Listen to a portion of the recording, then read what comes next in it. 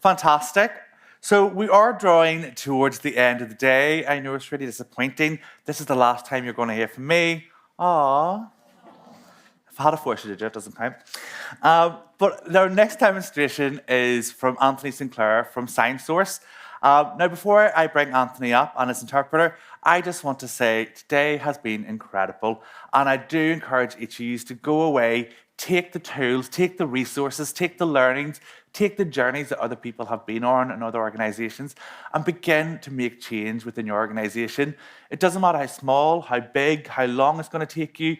The point is that you start trying, you start doing, because that's how we work towards a better future. And I know somebody who understands this is Anthony from SignSource. So Anthony, please make your way to the stage. And then after Anthony, we will have our closing remarks from the absolutely fabulous Emer.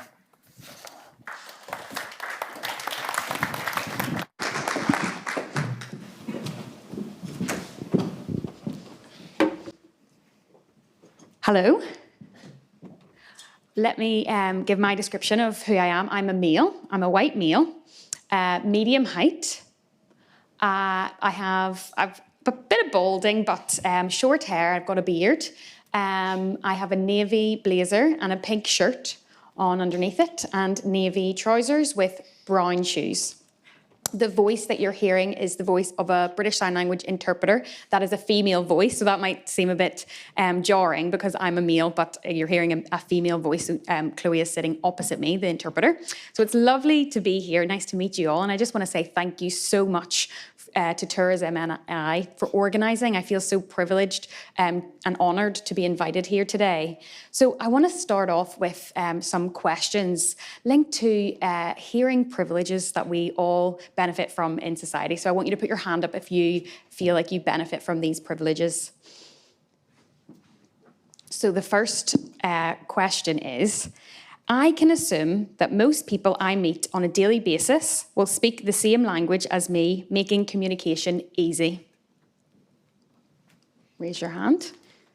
Thank you. The second question, I book into a movie at a time that suits me. The third question I have, I can have an early night in the hotel and watch TV. With a range of TV options. The fourth question, I can enjoy chit-chat with hotel or restaurant staff or other patrons.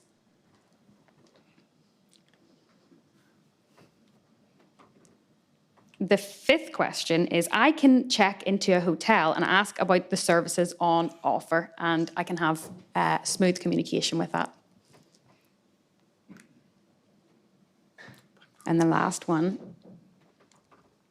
I can order my meal easily and communicate the choices and modifications that I need. Thank you for raising your hands and participating. I'll explain a little bit about that later on, but this will all be linked to the presentation that I'm going to give.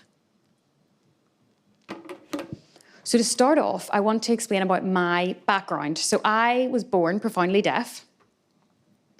And I was born into a family who are not deaf, so everybody in my family can hear. We call them hearing people. So I have an older brother and two younger sisters, and I grew up using an oral method of communication. So I moved when I was 11 years old to a boarding school. It was a grammar school in England, so it was the only one all across the UK. So I had to move to England, disconnect from my family, and move over to a boarding school.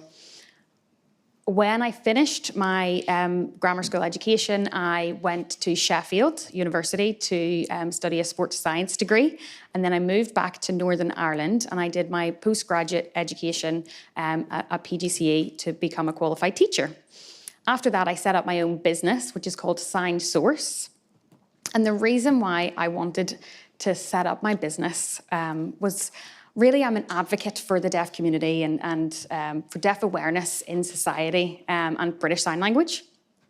And I work with a range of different sectors, the medical sector, education, hospitality, sports. I deliver training for a range of different sectors. And I want to give a bit of my experience in regards to hospitality. So I remember my wife and I, we just got married and we had gone on this fantastic honeymoon. We went skiing.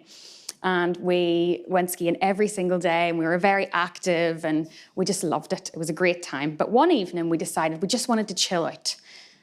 We had this luxurious hotel room, and in the evening we agreed that we wanted to get room service, which was just beautiful, and we wanted to just watch a film. So we thought, really excited for this, really looking forward to it.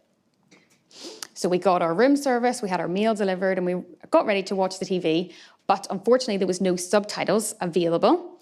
So this was in Canada, and Canada are actually quite advanced compared to Northern Ireland, so I was actually quite shocked about the inaccessible TV options. So the staff were very apologetic and tried to work out how to make this more accessible, how to get the subtitles working. They had to get another staff member in. And then what they did, they took the TV away, brought in another TV. So my wife and I were sitting there awkwardly. It completely killed the romance of the evening. So as you can imagine, from that has stuck in my memory ever since. So I thought I need to set up this business with SignSource. And the aim of my business really is to make the community much more accessible for the deaf community, especially in the hospitality sector. And I suppose a lot of people aren't really sure about what to expect when a deaf customer comes in. So that's what I do. I deliver training on how to welcome our deaf clientele.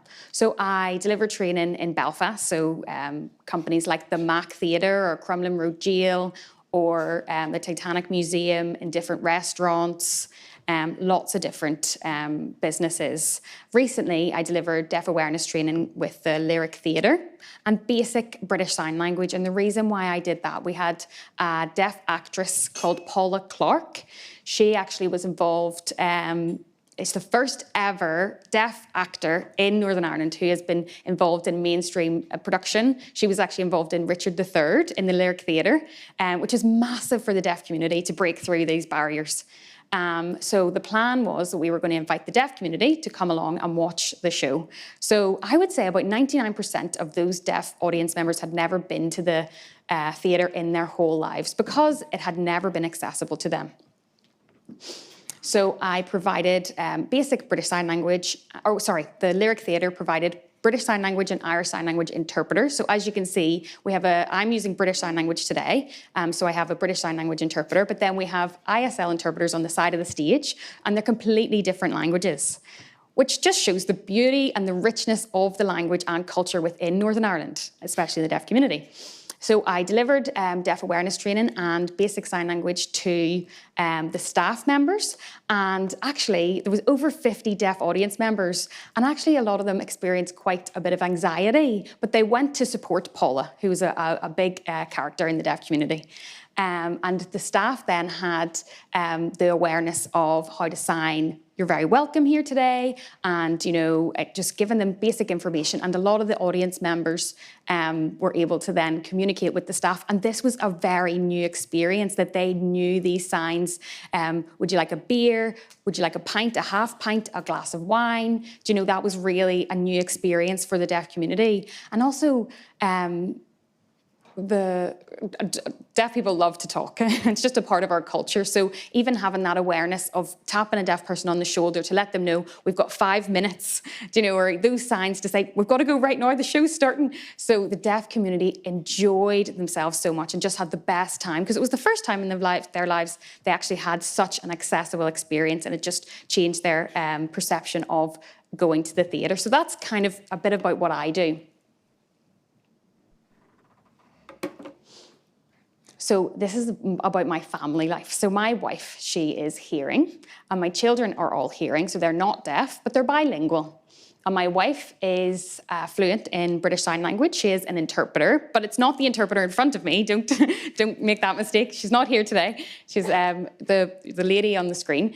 And we communicate through British Sign Language. So whenever I'm not in the room, then they communicate in spoken English, and that's just how our household works. So I want to show you a little video. This is my daughter. Her name is Kate. So she's 6 years old now, and loves getting into mischief. She's the boss of the house. But this video shows Kate at 16 months old. And we had just been to the park, kind of like a country park, and we were just home. And this is our conversation. And I'm going to show you the video of the conversation that we had at 16 months old with Kate.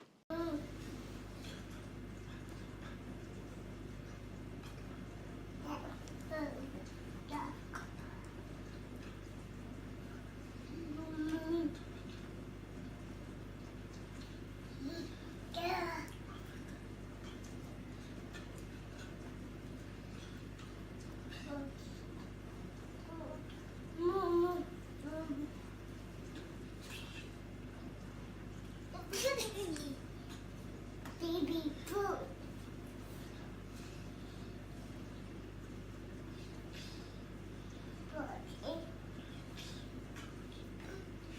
Oh, baby. Mommy. Gonna.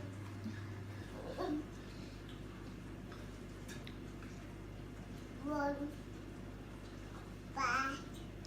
Down. Back. Kiss down. Back. Back.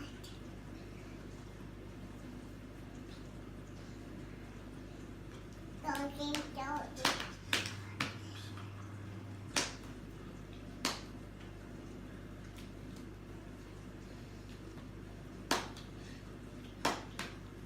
What?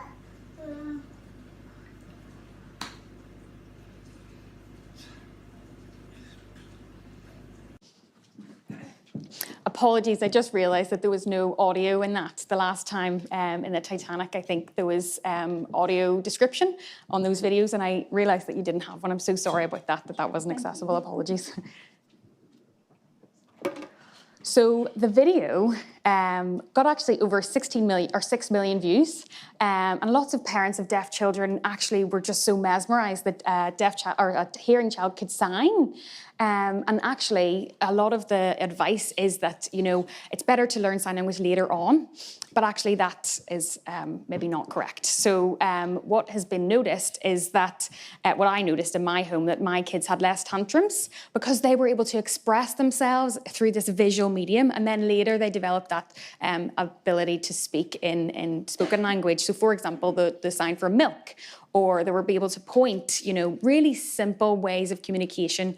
Iconic sign language is what we call it, you know, like rain, you know, it's very visual. The sun, words like this, they're iconic signs, which means that you can see and understand what that means quite simply. And lots of parents who have deaf children, they encourage both spoken language and sign language. So it means that they have access to both worlds. You know, they can communicate through spoken language and through sign language as well.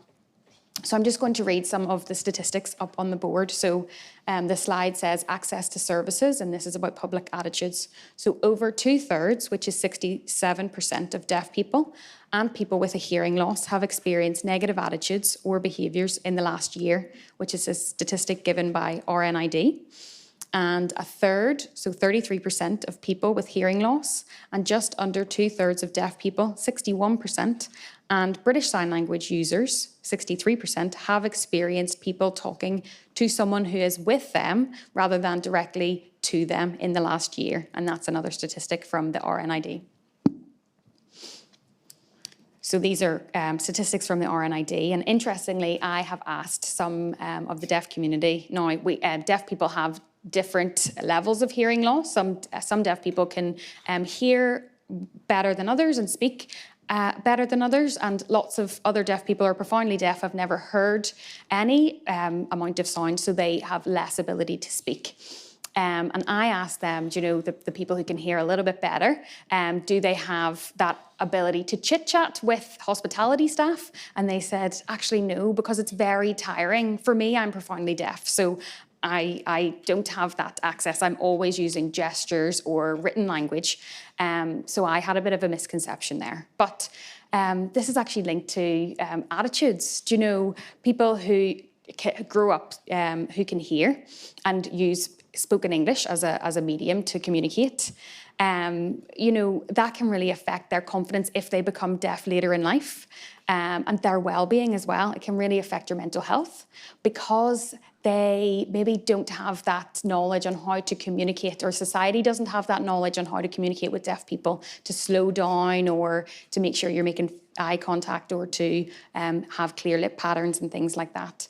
But interestingly, most of the time, say if I treat my wife and we're taking my children out for a restaurant or a meal or a hotel, and I would love to treat my wife to these, I'd like to lead this treat. They still look over at my wife, or, and my wife doesn't want to have to translate for me. She just wants to, relax and enjoy, but they're always averting their gaze to my wife or my children, and they're only kids, and they say, tell your dad, whatever it is, and they're only children. Imagine your children having to translate for you. It doesn't feel right. The brain isn't fully developed yet, and they feel like they have this responsibility to translate for their dad. And, lots of deaf people have that similar experience. And also for deaf or hearing people who become deafened in later life, that can also affect their confidence. So the slide now says barriers, and the statistics given is 75% of deaf people find hospitality venues inaccessible, and 80% of deaf people rely on text-based communication at work. So it's quite a high percentage, and actually over time it is getting better. But it's still a very high percentage. So we're still working and we're really grateful for, society becoming more accessible and the changes that are being made and the barriers that are being adapted. But we're, everything's new, and we're making these changes as we go along. Like, for example, the Titanic Museum or Crumlin Road Jail. We have these exhibitions, and if you're a hearing person and you go in and you have this immersive experience, an interactive experience with these holograms. But for deaf people, we have a translation on a screen. So we're looking back and forward from the interactive immersive experience and then to the sign language. And actually, even though this is an amazing step in accessibility, it does take away from the immersive experience that we are able to have, because we're trying to work out which translation is this related to. Because it's the same person every single time. Whereas if you were a hearing person, you've got the sound and the sights, and you're able to immerse yourself in that experience. So it's a little bit different for deaf people. And I think a lot of venues don't actually realise this. And a lot of times these types of venues are very English-based, but English can be a deaf person's second language, because sign language is a visual medium. So it's our first language. And I'll explain about that on my next slide.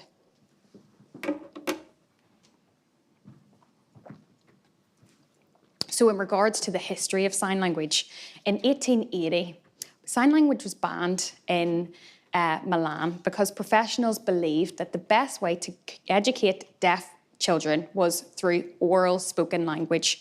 They believed that if they educated deaf children in sign language, that would disrupt their development of speech.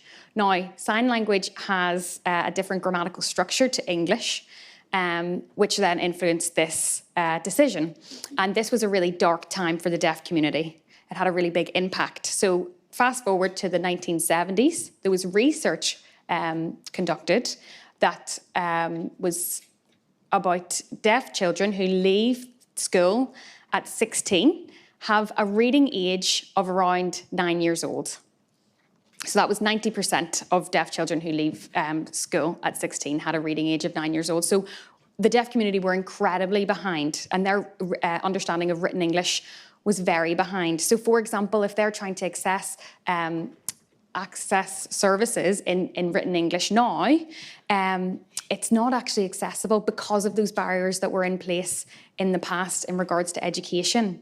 And for me, I had access to education through university, and I had the opportunity to have interpreters, which was amazing for me, but the previous generation didn't have that access. And it was really thanks to them that had to advocate for years and years and years to make life more accessible for the next generation.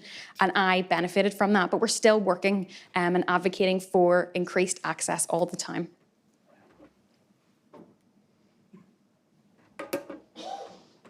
So the question is, who should fix the problem? And I'm not trying to be too direct, but trying to work out who bears this responsibility, because at the minute it's always become a deaf person's problem, the deaf community's problem. And now actually we're realising, if society changes, if we can make adaptations in society to make society more accessible, it can make our lives as deaf people just much easier to engage with the community. We're so grateful for interpreters. Interpreters almost, it's like the bridging the gap between the two worlds. So for example, right now, I'm using British Sign Language on stage, and then we've got an interpreter translating that into English so that you can all understand my presentation. So right now, the interpreter is bridging the gap. However, what I would love is to have direct communication. It's more natural, it's more engaging. So we have people who are committed to and willing to learn sign language, and I train deaf awareness, and that helps to increase that engagement, and it's getting better and better all the time. So for example, my neighbour, I have 2 lovely ladies who live next to me, and they're learning sign language at level 2. And the other neighbour has attended training in deaf awareness, and that makes my home life so much easier. They can understand my culture and my language, that it's different as well.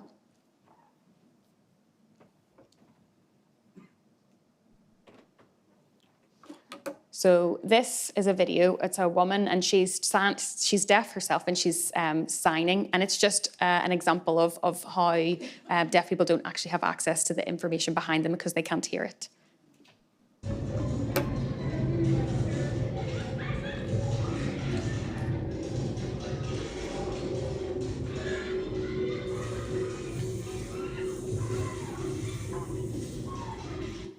So that's just an example of a lot of people think that maybe deaf people can communicate using spoken language and lip reading, but actually we don't have access to what's happening behind us. So say, for example, if there was a fire alarm that went on, we can't hear that information. So it's all just about access and about how do we access that information and make it more accessible for deaf people.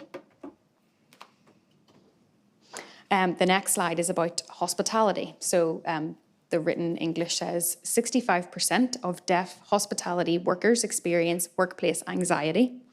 50% reported feeling isolated due to a lack of communication. And 30% have left jobs due to poor accessibility and discrimination.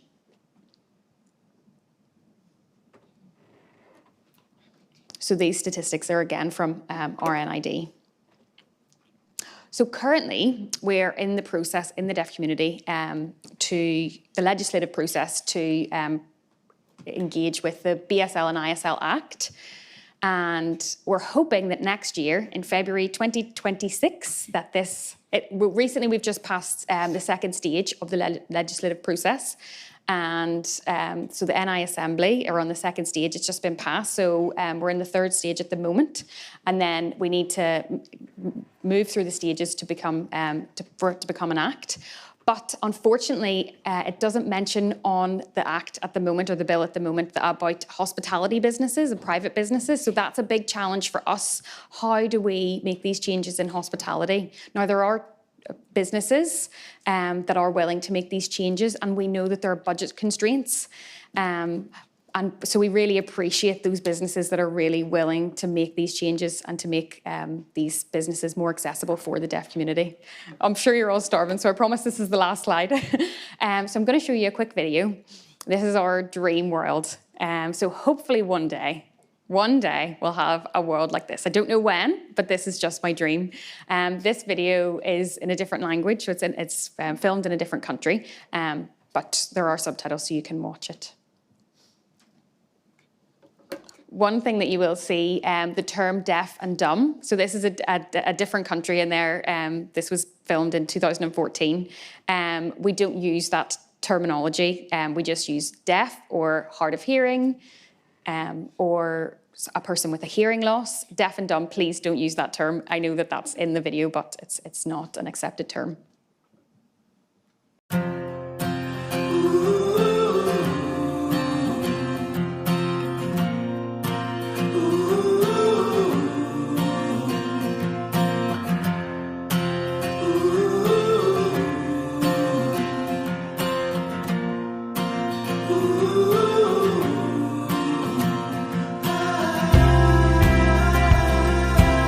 Evet, kameralar kaydı gitsin arkadaşlar.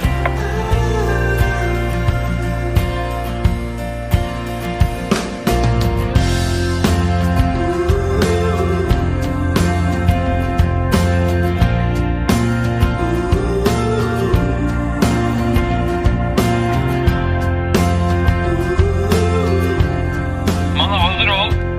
Şimdi.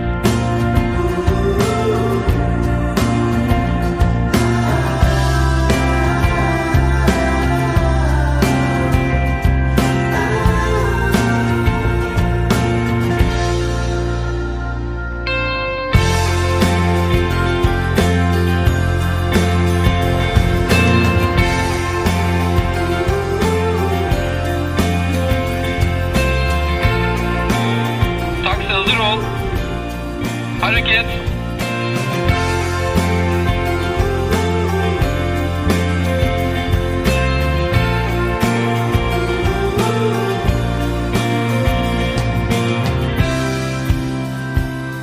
Arkadaşlar 30 saniye sonra meydandayız. Anlaşıldı.